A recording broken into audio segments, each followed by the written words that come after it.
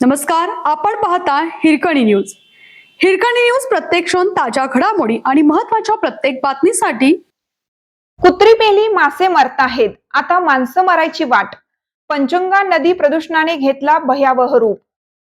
कोल्हापुरातील पंचगंगा नदी प्रदूषणाचा प्रश्न आता अत्यंत गंभीर बनला आहे.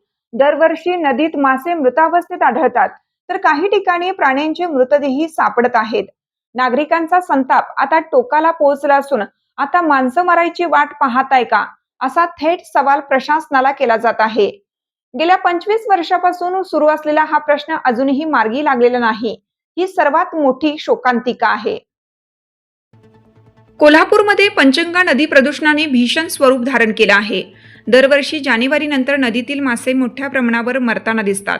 एवढंच नाही तर नदीत प्राण्यांचे मृतदेहही आढळून आले आहेत.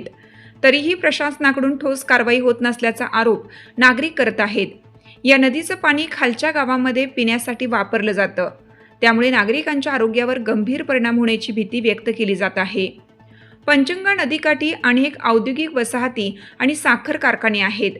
या ठिकाणांमधून रसायनयुक्त सांडपाणी थेट नदीत सोडलं जात असल्याने पाण्यातील ऑक्सिजनचे प्रमाण कमी होत आहे आणि त्यामुळेच मासे मृत्यू होत असल्याचे तज्ज्ञांचं मत आहे.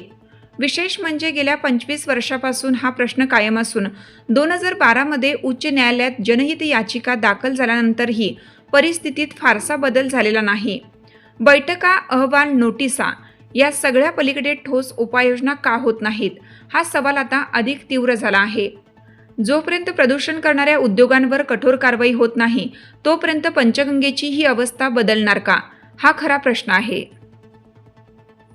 आपल्या हिरकणी न्यूज चॅनलला लाईक करा, शेअर करा आणि सबस्क्राईब करायला विसरू नका. आणि रहा अपडेट.